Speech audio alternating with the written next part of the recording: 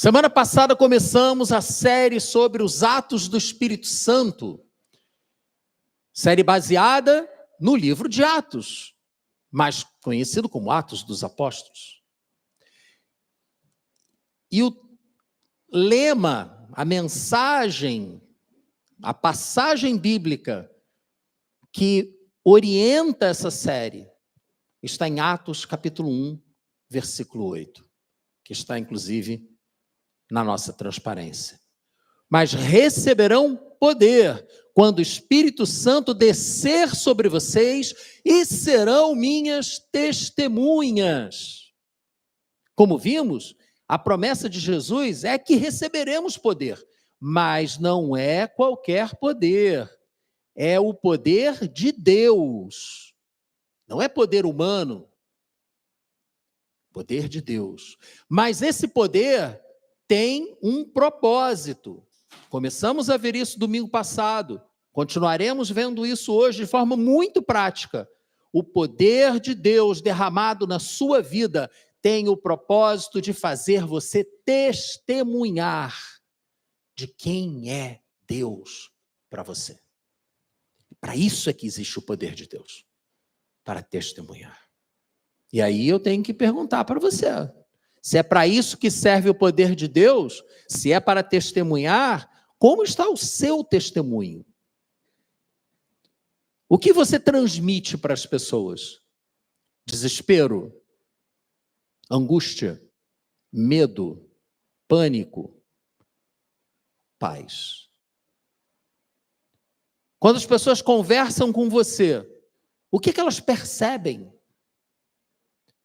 Porque a boca fala do que está cheio o coração. Podemos enganar as pessoas por algum tempo, se forem poucas. Mas logo as pessoas saberão exatamente o que sentimos. Qual tem sido o seu testemunho?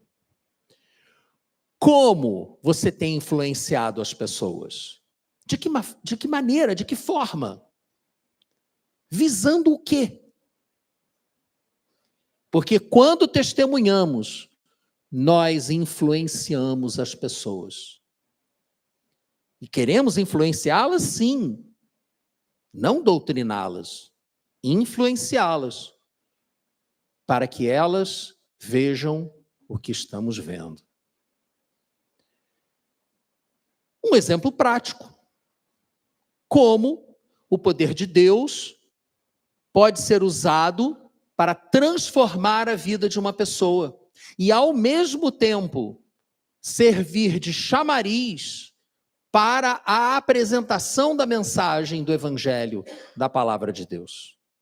Já vimos isso lá no domingo passado, o que aconteceu no domingo de Pentecostes. Agora, abra sua Bíblia no capítulo 3 de Atos. Veremos o que aconteceu no templo, na Porta Formosa. Certo dia, Pedro e João estavam subindo ao templo na hora da oração, às 3 horas da tarde. Naquele tempo, os judeus tinham 3 horários definidos de oração, em que eles deveriam se direcionar, olhar para a posição onde estava o templo, em qualquer lugar em que eles estivessem, tinham que olhar para onde estava o templo, geograficamente falando, e ali orar ao Senhor. 3 vezes por dia. E eles estavam indo para a porta do templo às 3 horas da tarde, que era a oração do meio do dia. Tinha uma de manhã, uma no meio do dia, início da tarde, e outra no final da tarde, início da noite. Estava sendo levado para a porta do templo, chamada Formosa, um aleijado de nascença, que ali era colocado todos os dias para pedir esmolas aos que entravam no templo. Vejam que esse homem, ele era um aleijado mesmo. Ele não era alguém querendo se aproveitar dos outros. Talvez, na verdade, os outros é que estivessem se aproveitando dele para utilizar o problema físico dele para amaciar os corações e conseguir algumas esmolas. E isso acontece sempre. E ele estava posicionado num lugar onde havia grande trânsito de pessoas, como atualmente nas portas dos supermercados, das drogarias, sempre ficam pessoas pedindo ajuda em comida, em remédios, em leite. Só que a gente fica sem saber, diante daquelas pessoas todas, quem está tentando se aproveitar da situação e quem realmente necessita.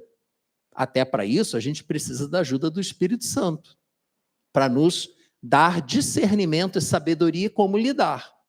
Porque o que não falta é gente pedindo. Como reagir a isso, né? Como eles reagiram. Voltando ao texto bíblico, aquele homem, vendo que Pedro e João iam entrar no pátio do templo, pediu-lhes esmola. Pedro e João olharam para ele.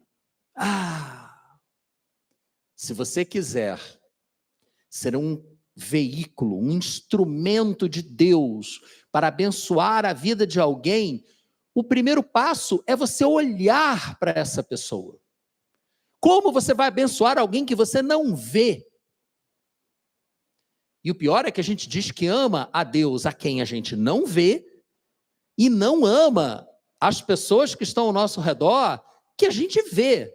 Mas justamente o problema é que a gente faz de conta que não vê. E as pessoas se tornam invisíveis para nós. Nós não as vemos. Nós olhamos, vimos que tem alguém ali, mas a gente não enxerga. Vê, mas não enxerga. Não captura a imagem. Ela não gera uma reação em nós. Nós estamos amortecidos. Como quando você fica deitado muito tempo em cima de um braço e ele fica dormente e você não sente o braço. É assim que a gente fica emocionalmente e até espiritualmente quando começamos a olhar para o outro lado e olhar para o outro lado e olhar para o outro lado. Pedro e João certamente passaram muitas outras vezes por aquela porta. Muitas outras vezes. Como é que eu posso afirmar isso? Porque em Atos 2 está escrito que os cristãos se reuniam publicamente no pátio do templo para orarem e estudarem as escrituras com os apóstolos. Para entrar no pátio do templo tem que passar pela porta. O homem estava lá todo dia. Então não há a menor dúvida de que Pedro e João já haviam passado por aquele homem outras vezes. Mas desta vez, eles olharam para ele. De uma forma diferente, que permitiu que o Deus que criou aquele homem e que nos criou, pudesse fazer algo através deles. E ao olhar para ele, Pedro disse: olhe para nós. Que é outra coisa que a gente não quer fazer. A gente não quer dizer para as pessoas, para elas olharem para... Não olha para mim não. Não me siga que eu também estou perdido. Já viram esse adesivo de carro? Não me siga, também estou perdido. A gente não quer responsabilidade sobre a vida das outras pessoas. Não olha para mim não. Não olha para mim não. Vai olhar para o pastor, vai olhar para a Bíblia. Não, eu não. Aqueles homens não tiveram receio, porque eles sabiam o poder que estava dentro deles.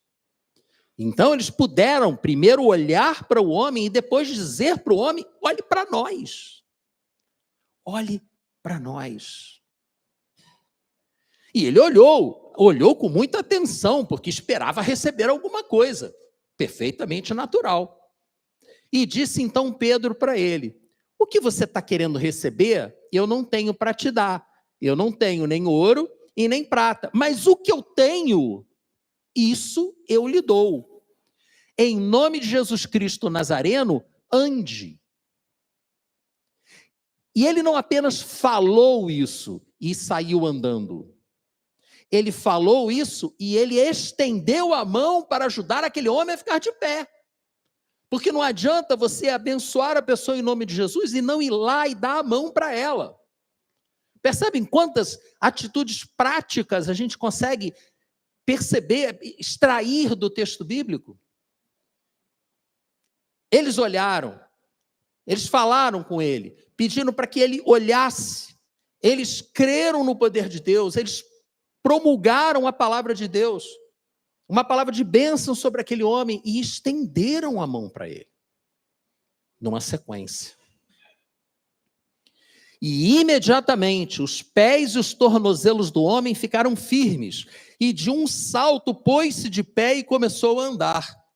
Depois entrou com eles no pátio do templo, andando, saltando e louvando a Deus.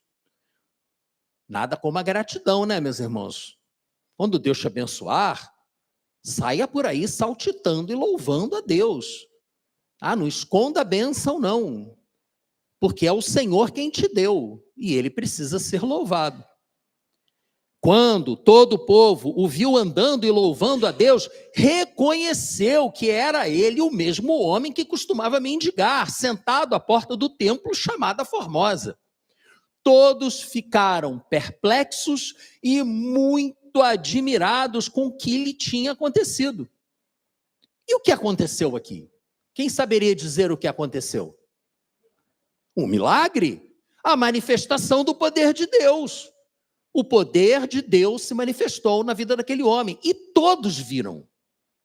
Todos viram, porque todo mundo conhecia aquele cara. O cara estava há 40 anos ali, sendo colocado ali todo dia na porta do templo para pedir esmolas. Pedro e João foram ao templo na hora da oração, provavelmente para orar. E quando começamos aqui a nossa celebração, antes de começarmos a transmissão, nós oramos. Porque, meus irmãos, se nós não clamarmos ao Senhor, o poder de Deus não nos encherá. Não é que o Espírito Santo não haja na sua vida, ele age. Se você afirma que Jesus Cristo é o Senhor, você o faz por meio do Espírito Santo. Ninguém diz que Jesus Cristo é o Senhor, crendo nisso, se não for pelo Espírito Santo. Papagaio também sabe repetir. Jesus Cristo é o Senhor. Está repetindo. Isso não faz o menor sentido. Ele não vai para o céu por causa disso. Mas, se você diz isso com fé, foi o Espírito Santo que deu esse poder para você. Então, o Espírito Santo está contigo. Se você reconhece o senhorio de Cristo na sua vida, é porque o Espírito Santo é que te levou a esse ponto. Então, ele está lá. A questão é o quanto dele está com você. Qual é o volume da presença de Deus na sua vida? Quanto você deixa essa presença se manifestar na sua vida? Porque o Espírito Santo, ele não domina você, não. Ele só vai fazer o que você deixar. Aqueles homens oravam, e oravam muito, e veremos que a oração é justamente o grande fator de motivação da mão de Deus, para mover a mão de Deus. Eles passaram pelo mendigo, que estava ali estrategicamente colocado para pedir esmolas, não se omitiram, e como eu já comentei, é provável que eles já tivessem passado por aquele homem em outros momentos, mas aquele era um momento.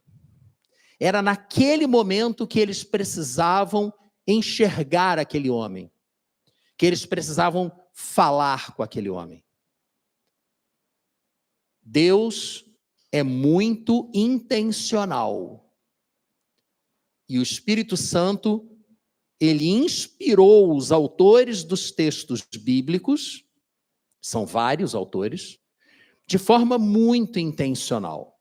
O livro de Atos, ele não narra acontecimentos aleatórios.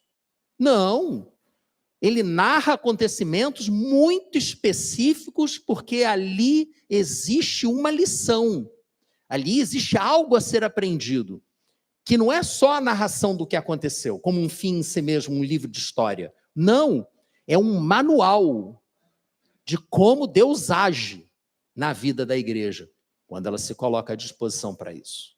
Esse é o livro de Atos. Por isso que a gente precisa se debruçar sobre ele continuamente, para aprender com o que foi feito no passado, para repetirmos agora pelo mesmo poder de Deus. Cada acontecimento registrado na Bíblia tem a sua função. Aquele milagre específico de fazer um coxo saltar de alegria é o cumprimento de uma das profecias messiânicas de Isaías, que está no capítulo 35, versículo 6. Então os coxos saltarão como cervo e a língua do mudo cantará de alegria. Isso é uma promessa para quando o Messias viesse. É uma promessa messiânica. E ali estava, e aquelas pessoas sabiam disso. Aqueles homens que estavam no templo, eles conheciam a lei de Deus, eles conheciam os profetas. Eles sabiam que existia essa profecia e eles viram a profecia se realizar. Ou seja, estamos vivendo os tempos do Messias. Então o coração deles foi trabalhado por aquele milagre, por aquela manifestação do poder de Deus. Não apenas os atraiu, mas os preparou. Para o quê? Para o que viria depois, que é a parte mais interessante e mais importante. A obra de Deus se manifestou na vida daquele homem a partir do momento que Pedro e João disseram para ele, para que ele olhasse para eles. Aí eu vou perguntar de novo para você. Para você entrar no texto, para você puxar o texto para a sua vida, você se sente seguro para dizer para as pessoas olharem para você? Se sente seguro? Você acredita que pode ser um instrumento de Deus? Quem é que acredita nisso? Louvado seja o Senhor por isso. Louvado seja o Senhor. Então, se você crê que você pode ser um instrumento de Deus para abençoar a vida das outras pessoas, está aqui a receita de bolo. O passo a passo. Buscar essa presença, intensificar essa presença, buscar a intensificação dessa presença na sua vida por meio da oração, do clamor, e estar atento às oportunidades que Deus vai colocar na sua vida para você olhar para alguém e pedir para aquela pessoa olhar para você. Esse é o caminho. Pedro, como nós vimos aqui, não tinha recursos humanos, mas ele tinha o poder de Deus. É isso que a gente tem que buscar. É o poder de Deus. Os recursos humanos, como disse Jesus, busquem primeiro o reino de Deus e tudo mais vai ser acrescentado. Isso é secundário. Mas normalmente nós só pedimos pelos recursos que a gente precisa, em vez de pedir a manifestação do reino de Deus em seu poder e glória, a partir da nossa própria vida. Só que também são necessárias as palavras. Não é apenas a manifestação do poder de Deus. Nós vimos no domingo passado que na sequência da manifestação do poder de Deus, quando o Espírito Santo desceu como chamas, né, como línguas de fogo sobre os apóstolos, e eles então começaram a adorar a Deus em outros idiomas, imediatamente em seguida, Pedro pregou a salvação em nome de Jesus. E agora ele vai fazer exatamente a mesma coisa. Isso é um padrão, nós já temos aqui um padrão. A manifestação do poder de Deus chama a atenção da pessoa, não necessariamente da pessoa sobre a qual está se manifestando o poder, mas sobre as outras em volta, como aconteceu aqui. Aqueles homens ficaram maravilhados, nós acabamos de ler, ficaram perplexos e prestaram atenção no que Pedro tinha a falar, e ele pregou basicamente a mesma mensagem. Em Atos, capítulo 3, versículos... Cadê? 11 a 26, ele basicamente pregou a mesma mensagem, que eu não vou repetir aqui, não vai dar tempo, que ele pregou em Atos capítulo 2. É o evangelho, o que ele pregou foi o evangelho. E ele não estava preocupado em agradar ninguém. Não estava. Tanto que em Atos 3:2, ele disse, aliás não, Atos 3:2 foi a cura. Em Atos 3:19, ele disse: arrependam-se, voltem-se para Deus, para que seus pecados sejam perdoados. Ele não estava ali tentando conquistar aquelas pessoas. Ele não estava ali para fazer amigos. Ele estava ali para mandar a real, que infelizmente hoje em dia nem sempre é enviada para as pessoas. Arrependam-se, para que então vocês sejam perdoados. Não existe perdão sem arrependimento. O perdão está lá, está disponível, mas ele só vem sobre a sua vida na hora que você se arrepende. Até então, é como você ter energia elétrica na sua casa, mas ficar reclamando que não tem luz, porque você não ligou o interruptor. A energia do perdão de Deus está disponível a todos nós, liberada pelo sacrifício de Cristo. Mas, para que essa energia flua pela nossa vida, precisamos ligar o interruptor do arrependimento, da confissão de pecados. E isso, Pedro pregou. A cura milagrosa daquele coxo atraiu as pessoas, foi um testemunho irrefutável do poder de Deus, e ele aproveitou a oportunidade para testemunhar. O resultado? Ora, Atos 4:4, leremos daqui a pouco, mas eu antecipando essa passagem, diz que muitos dos que tinham ouvido a mensagem creram, chegando o número dos homens que creram a perto de 5.000. 5.000 naquele dia? Não, 3.000 em Pentecostes e mais 2.000 naquele dia, é o que se acredita. Mas são 2.000 homens, fora mulheres e crianças. Criança não entrava no pátio do templo. Homens que se converteram, que creram no Senhor Jesus, que confessaram os seus pecados e foram reconciliados com Deus. Essa é a pregação apostólica. A pregação apostólica, ela nos mostra que nós somos pecadores. Nós nos afastamos de Deus. Nós precisamos nos arrepender, confessar nossos pecados a Deus e receber, pela fé, a graça de Deus sobre a nossa vida. E tudo isso é o Espírito Santo que nos capacita a fazer. Sem Ele, nada conseguiríamos fazer. Consequências: conversão em massa, mais 2.000 homens e perseguição. Mas por que haveríamos de ficar surpresos com isso? Se Jesus disse, ora, se eles perseguem a mim, com certeza perseguirão a vocês também. No mundo, vocês vão passar por aflições. Mas tenham bom ânimo, eu venci o mundo. Consequentemente, nós venceremos também. Então, abrem Atos capítulo 4, para olharmos um pouco para as consequências e a reação dos apóstolos a essas consequências.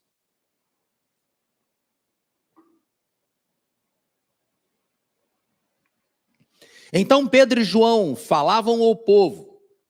Chegaram os sacerdotes, o capitão da guarda do templo e os saduceus. Eles estavam muito perturbados, porque os apóstolos estavam ensinando o povo e proclamando em Jesus a ressurreição dos mortos. Mas qual o problema de pregar a ressurreição dos mortos? Que os saduceus não acreditavam. Os saduceus não acreditavam que houvesse vida após a morte. Eles eram materialistas. E eles eram os líderes do sinédrio.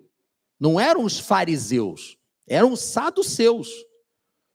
E eles ficaram chocados com o que estavam ouvindo, porque contradizia tudo que eles pregavam. Porque eles acreditavam que a vida era isso aqui. Viva bem, porque é o que você vai ter. E aí chega um homem que diz que ressuscitou, seguidores que dizem que o seu mestre ressuscitou. Isso é loucura. Não. Persegue. Vamos dar fim nessa história. Isso vai desencaminhar as pessoas. Agarraram, portanto, Pedro e João, e como já estava anoitecendo, os colocaram na prisão até o dia seguinte.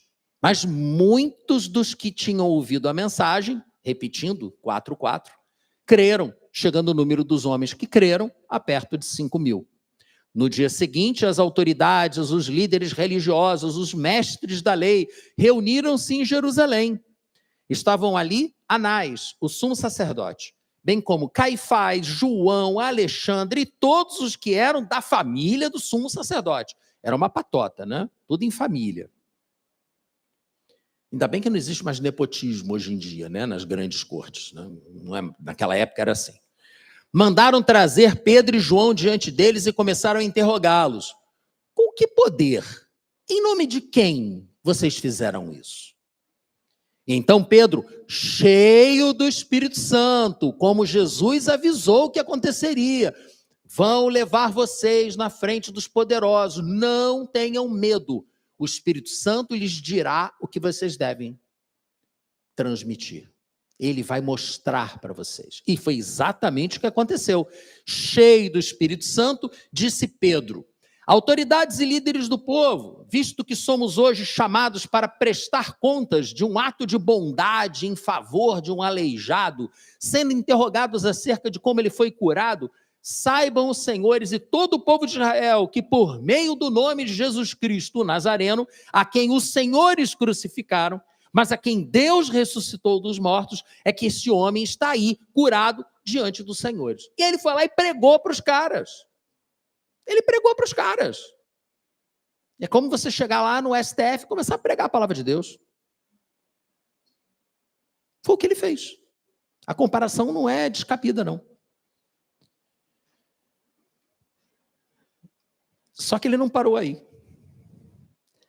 Este Jesus é a pedra que vocês, construtores, rejeitaram e que se tornou a pedra angular. Outra profecia de Isaías. A pedra que os construtores rejeitaram, essa será a pedra angular.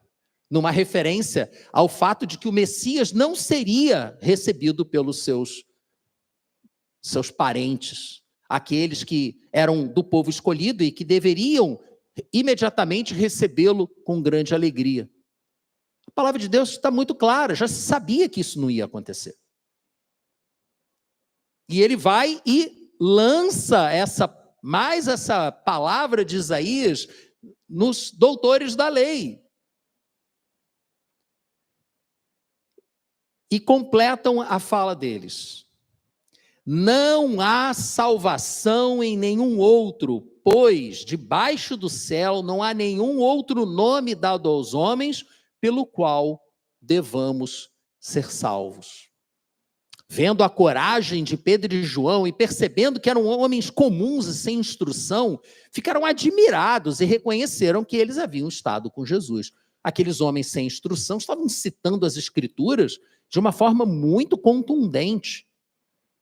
Eles não aparentavam estar com esse preparo. Então eles aprenderam com Jesus. Eles reconheceram. Quando as pessoas olham para você ou ouvem você, elas também reconhecem que você esteve com Jesus pelo que você fala? É uma questão para a gente se questionar, né? E como podiam ver ali, com eles, o homem que fora curado, nada podiam dizer contra eles. Assim, ordenaram que se retirassem do Sinédrio, aquele tribunal superior deles lá, e começaram a discutir, perguntando: o que faremos com esses homens? E agora? O que é que a gente vai fazer? Olha a situação que a gente recebeu aqui. Todos os que moram em Jerusalém sabem que eles realizaram um milagre notório, que não podemos negar. Todavia, para impedir que isso se espalhe ainda mais entre o povo, precisamos adverti-los de que não falem mais com ninguém sobre esse nome. Vamos parar com esse negócio. Então, chamando-os novamente, ordenaram-lhes que não falassem nem ensinassem em nome de Jesus. Mas Pedro e João responderam, mais uma vez, certamente pelo Espírito Santo, né? Julguem os senhores mesmos, se é justo aos olhos de Deus obedecer ao Senhor, aos senhores, e não a Deus, o Senhor. Pois não podemos deixar de falar do que vimos e ouvimos. Nós, você, eu, não podemos deixar de falar do que vimos e ouvimos. Depois de mais ameaças, eles os deixaram ir, não tinham como castigá-los, porque todo o povo estava louvando a Deus pelo que acontecera, pois o homem que fora curado milagrosamente tinha mais de 40 anos de idade e era conhecido de todos. Pedro e João disseram, não podemos deixar de falar daquilo que vimos e ouvimos. Aí eu pergunto para você, você tem falado do que você tem visto e ouvido? Ou você tem se omitido? Ou pior ainda, talvez você não esteja vendo nada e não esteja ouvindo nada. Esteja com o seu entendimento bloqueado, com seus olhos vendados, e você não esteja percebendo a realidade espiritual em que vivemos. O diabo não precisa destruir a sua vida. Basta que ele faça você ficar calado. É o suficiente. Você para de incomodá-lo. É só não pregar. E ele não vai te perturbar. Não vai, não precisa. Agora, não tem poder humano que incomode mais ao inimigo das nossas almas, das nossas vidas, do que a pregação do evangelho. Ah, isso incomoda. Incomoda muito. Muitíssimo. Mas para falarmos, temos que ver e ouvir. E para ver e ouvir, temos que buscar. Se não buscarmos, vai ser muito difícil ter o poder de Deus. E sem o poder de Deus, vão testemunhar do quê? Só palavras? Não, só palavras não são suficientes. Paulo falou isso para a gente, são duas passagens que eu não vou ler aqui para você, não vou ler as passagens, apenas citá-las. 1 Coríntios 4, 20, 1 Tessalonicenses 1, 5, ele diz a mesma coisa. O reino de Deus não consiste apenas de palavras. Sim, as palavras são necessárias, mas o poder de Deus também é. Palavras sem poder não convencem. Poder sem palavras não explica. Porque para crer, para clamar é necessário crer. Para crer é necessário ouvir. Ouvir a palavra de Deus. Os milagres não convertem as pessoas. Eles chamam a atenção das pessoas para que elas ouçam a palavra. Por isso, quando buscamos o poder de Deus, não temos que fazê-lo para aparecer. Poxa, olha só como eu sou cheio de poder, eu oro, a pessoa é curada. Isso é vaidade. Ministério do apóstolo fulano, cura, libertação. Vocês esqueceram de falar de Jesus, né? Praticamente você não vê. Então, é muito fácil a gente ser seduzido pelo poder. Teve aquele caso que a gente verá mais para frente, de um homem que se converteu, foi batizado, mas ainda não tinham, aquele grupo de pessoas ainda não tinha recebido o Espírito Santo. E aí Pedro e João, sempre eles, chegaram lá, impuseram as mãos sobre as pessoas e as pessoas começaram a manifestar o dom de línguas estranhas. A glossolalia, as línguas dos anjos. Aquele homem ficou entusiasmado com aquele poder e ofereceu dinheiro para que lhes fosse dado o poder de impor as mãos sobre as pessoas e elas receberem o Espírito Santo. O nome do homem era Simão, ou Simeão, dependendo da grafia. E do que esse homem, que foi imediatamente repreendido por Pedro, obviamente, se converteu ou não, se ele se arrependeu ou não, não sei. Não sei porque o texto não fala, não continua a vida dele. O ponto aqui é o seguinte: se você deixar, você vai ser seduzido pelo poder. E você não vai usar o poder em benefício daquele que te deu o poder, que é o nosso Deus. Você vai tentar usar o poder em seu próprio benefício. Isso é do ser humano, gente. O poder corrompe, já dizia Maquiavel. E o poder absoluto corrompe absolutamente, já dizia Lord Acton. Então, meus irmãos, o ser humano não mudou, continua o mesmo. Precisamos clamar pelo poder de Deus? Sim, com certeza. Mas sempre com o temor do Senhor no coração. Não estamos fazendo isso por nós, estamos fazendo isso pelo Senhor, para que o nome dele seja glorificado na vida de outras pessoas, que sejam libertadas do poder das trevas, que sejam libertadas do poder do pecado. É aí que o nome de Jesus é glorificado. Essa foi a realidade que aconteceu com eles. Receberam a ordem de não pregar mais o evangelho. Disseram que não poderiam deixar de falar daquilo que viam e ouviam. E depois disso, depois das ameaças, o que eles fizeram? Será que eles fugiram? Será que eles se esconderam? Vamos ver, lá em Atos capítulo 4, eu vou ler apenas 3 versículos, de 29 a 31. Ao invés de se angustiarem com a promessa de perseguição, com as proibições, com as ameaças, eles clamaram juntos ao Senhor. Essa tem que ser a nossa resposta. Clamarmos juntos ao Senhor. Atos 4, 29 a 31. Agora, Senhor, considera as ameaças deles e capacita os teus servos para anunciarem a tua palavra corajosamente. Estende a tua mão para curar e realizar sinais e maravilhas por meio do nome do teu santo filho e servo Jesus. E depois de orarem, tremeu o lugar em que estavam reunidos, todos ficaram cheios do Espírito Santo. Para quê? Para anunciar corajosamente a palavra de Deus. É para isso que serve o poder de Deus. E aqui nós vemos um exemplo muito claro, muito objetivo, cheio de detalhes de como agir, se você quer realmente ser um discípulo de Jesus. Precisamos clamar pelo poder de Deus, para sermos cheios do poder de Deus, para então termos o poder para testemunhar.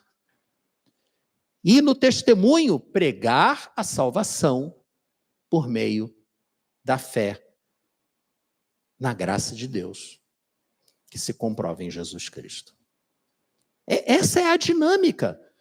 Veremos essa mesma dinâmica se repetir ao longo do livro de Atos, porque os atos são do Espírito Santo. É o Espírito Santo que está realizando aquilo tudo, por meio de pessoas que clamam e que ficam atentas e que testemunham do que viram e ouviram.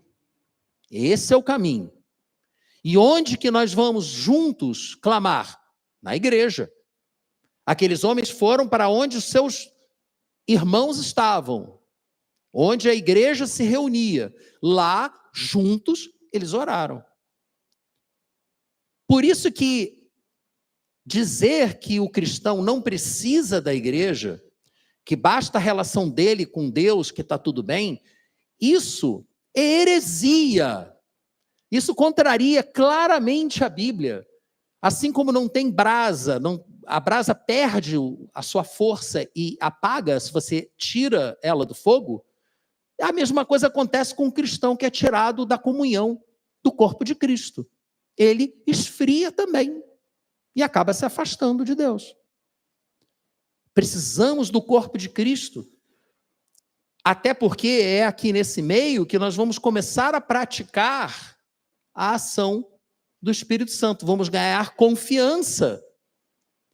E isso vai nos estimular a levar essa mensagem também para fora. É verdade que estamos vivendo tempos dificílimos de guerras e de ameaças de guerras, tempos de muita perseguição, muito autoritarismo, isso no mundo todo, né? Insurreições, guerras civis, muitas coisas terríveis acontecendo no mundo. É para ficarmos desesperados? Absolutamente. Não se esqueça de quem é o seu Deus. Não olhe para as circunstâncias, olhe para o seu Deus.